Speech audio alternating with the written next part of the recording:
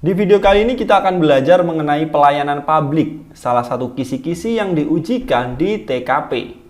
Pelayanan publik diujikan untuk mengetahui kemampuan peserta menampilkan perilaku keramah tamahan dalam bekerja yang efektif agar bisa memenuhi kebutuhan dan kepuasan orang lain sesuai dengan tugas dan wewenang yang dimiliki. Nah, di sini ada dua hal yang perlu kita garis bawahi, teman-teman. Yang pertama adalah kebutuhan dan kepuasan orang lain. Jadi, pelayanan yang kita berikan orientasinya harus berdasarkan dua hal ini, yaitu berdasarkan kebutuhan dan hasilnya berdasarkan kepuasan orang lain. Selain itu, pelayanan yang kita berikan juga harus memperhatikan tugas dan wewenang yang dimiliki. Jadi misalkan contohnya antara CS, OB, bagian pelayanan, manajer, owner, itu pasti punya batasan-batasan, pasti punya tindakan-tindakan yang bisa dilakukan dan tidak bisa dilakukan. Misalkan OB tidak mungkin akan melakukan tindakan seperti yang bisa diambil oleh seorang manajer, kan seperti itu. Jadi ini kita harus paham tugas dan wewenang atau tugas dan fungsi dari jabatan yang dimiliki. Seperti itu ya teman-teman. Nah, berikutnya pelayanan publik ini tertuang dalam UU nomor 25 tahun 2009. Pelayanan publik adalah kegiatan atau rangkaian pemenuhan kebutuhan pelayanan sesuai peraturan perundang-undangan bagi setiap warga negara dan penduduk atas barang, jasa, dan atau pelayanan administratif yang disediakan oleh penyelenggaraan pelayanan publik.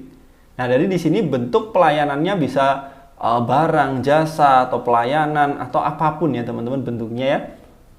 Selanjutnya kita akan melajari faktor-faktor apa yang mempengaruhi kualitas pelayanan. Yang pertama adalah kehandalan, meliputi bagaimana sikap kita ya, sikap cermat dalam melayani, mengetahui standar pelayanan yang jelas, mampu memakai alat-alat penunjang pelayanan, dan sebagainya. Berikutnya adalah daya tanggap. Daya tanggap ini meliputi respon cepat dalam setiap keluhan, melayani dengan tepat dan juga cermat. Lalu ada jaminan. Jaminan meliputi jaminan tepat waktu dalam pelayanan, jaminan jumlah biaya, dan juga jaminan legalitas dalam sebuah pelayanan. Berikutnya ada empati. Sebuah pelayanan kita harus memprioritaskan pelanggan, melayani dengan santun, ramah, dan tidak diskriminatif. Lalu kita juga harus menghargai pelanggan. Ya. Ini untuk faktor-faktornya. Nah, aspek yang perlu diperhatikan dalam kita melakukan atau menjawab soal TKP di dalam pelayanan publik itu adalah baik, sopan, ramah, tidak mudah marah, tidak mudah kesal, peduli, dan juga sabar. Karena di dalam soal nanti kita akan ketemu dengan berbagai macam customer atau pelanggan atau misalkan orang. Ada yang mungkin posisinya lagi marah, atau lagi komplain, lagi sedih, atau dikasih tahu tapi nggak ngerti-ngerti, dan sebagainya. Ya, yang kita dibentak, yang dia kondisinya mungkin disabilitas, kondisinya mungkin banyak hal yang akan terjadi atau mungkin dipaparkan dalam soal. Yang penting, aspek yang perlu kita perhatikan adalah kita tetap bersikap baik, sopan, ramah, bisa mengendalikan diri. Dalam hal ini tidak mudah marah, tidak mudah kesal. Kita juga tetap peduli, tetap berorientasi pada pelayanan, berorientasi pada orang lain, dan juga sabar. Ya teman-teman. Nah, berdasarkan LAN, ya kriteria pelayanan publik ini macam-macam. Ada banyak ya. Nah, yang pertama adalah mengenai kesederhanaan. Ya, kesederhanaan ini bahwa tata cara pelayanan ini dapat diselenggarakan secara mudah, lancar, tepat, tidak berbelit-belit, mudah dipahami dan dilaksanakan oleh pelanggan. Berikutnya adalah reliabilitas. Ini konsistensi dari kinerja yang tetap dipertahankan dan menjaga saling ketergantungan antara pelanggan dengan pihak penyedia layanan, seperti menjaga keakuratan perhitungan keuangan, teliti dalam pencatatan data dan tepat waktu dan sebagainya. Berikutnya adalah tanggung jawab. Ya, tanggung jawab dari petugas pelayanan yang meliputi pelayanan sesuai dengan urutan waktunya, menghubungi secepatnya apabila terjadi sesuatu yang perlu segera diberitahukan. Seperti itu contohnya. Berikutnya ada kecakapan. Ini kecakapan para petugas pelayanan. Nah, para petugas pelayanan harus menguasai keterampilan dan pengetahuan yang dibutuhkan dalam proses pelayanan. Lalu ada pendekatan dan kemudahan kontak. Ya, kemudahan pendekatan kontak ini apa ya? Pendekatan kepada pelanggan dengan petugas. Nah, petugas pelayanan ini harus mudah dihubungi oleh pelanggan, tidak hanya dengan pertemuan secara langsung, tetapi juga bisa melalui telepon atau internet. Nah, oleh karena itu, lokasi dari fasilitas dan operasi pelayanan juga harus diperhatikan. Berikutnya adalah keramahan, meliputi kesabaran, perhatian, dan persahabatan dalam kontak antara petugas pelayanan dan pelanggan. Keramahan hanya diperlukan jika pelanggan termasuk dalam konsumen konkret ya. Kalau misalkan kita lagi di dalam sebuah pekerjaan, terus mungkin ketemu dengan orang lain yang mungkin kita akan dipermainkan dalam soal, dipermainkan sisi kemanusiaan kita, padahal itu bukan pelanggan kita. Nah, kadang-kadang seperti itu soalnya. Nah, berikutnya ada keterbukaan ya, bahwa pelanggan ini bisa mengetahui seluruh informasi yang mereka butuhkan secara mudah dan gamblang, meliputi informasi mengenai tata cara, persyaratan, waktu penyelesaian, biaya, dan lain-lain. Lalu adanya komunikasi antara petugas dan pelanggan, lalu ada kredibilitas, ya, jadi adanya saling kepercayaan antara pelanggan dengan penyedia pelayanan. Lalu ada kejelasan dan kepastian, yaitu mengenai tata cara, rincian biaya layanan, tata cara pembayaran, jadwal, waktu penyelesaian layanan, dan sebagainya. Berikutnya kita harus memastikan adanya keamanan. Ya, kita memberikan rasa aman dan bebas kepada pelanggan dari adanya bahaya, resiko, dan keraguan-raguan. Pelayanan publik juga harus mengerti apa yang diharapkan pelanggan. Lalu ada kriteria kenyataan, meliputi bukti-bukti atau wujud nyata dari pelayanan berupa fasilitas fisik. Lalu ada efisien, yaitu bahwa persyaratan pelayanan hanya dibatasi pada hal-hal yang berkaitan langsung dengan pencapaian sasaran pelayanan dengan tetap memperhatikan keterpaduan antara persyaratan dengan produk pelayanan. Berikutnya yang terakhir adalah ekonomis, yaitu agar pengenaan biaya pelayanan harus ditetapkan secara wajar dengan memperhatikan nilai barang atau jasa dan kemampuan pelanggan untuk membayar. Jadi gitu ya teman-teman. Nah, di dalam soal pelayanan publik, ya ini kita seringkali dihadapkan atau misalkan apa ya, bentuk soalnya ya sering akan seperti ini. Ya, kita posisinya sebagai petugas atau pegawai yang tugas pokoknya memberikan pelayanan. Nah, terus ada kondisi kita dilema nih. Kita harus memilih antara dua hal. Kita memilih memberikan pelayanan yang adil sesuai prosedur atau kita memberikan perlakuan khusus. Mungkin ada kondisi-kondisi tertentu yang mungkin bikin kita bingung. Ini enaknya kita beri perlakuan khusus atau kita sesuai SOP gitu kan. Sering kali kita ketemu soal seperti itu. Nah, cara menjawabnya adalah utamakan tindakan yang adil dan sesuai prosedur itu dulu. Ya, kalau dalam melakukan pelayanan masyarakat. Tetapi, jika Anda kondisi darurat atau kondisi urgent ya, maka hal tersebut bisa didahulukan atau bisa kita berikan perlakuan khusus. Seperti itu. Nah, hal-hal penting yang perlu diperhatikan di soal pelayanan publik adalah kepentingan orang lain itu lebih penting daripada kepentingan diri sendiri. Kita nggak bisa egois, kita nggak bisa mentingin kepentingan kita di dalam soal pelayanan publik. Lalu ada beraksi, ini akan lebih baik daripada berusaha. Jadi kalau ada opsi jawaban, yang satu ini masih berusaha dan yang satunya sudah memberikan aksi, ya, memberikan wujud pasti.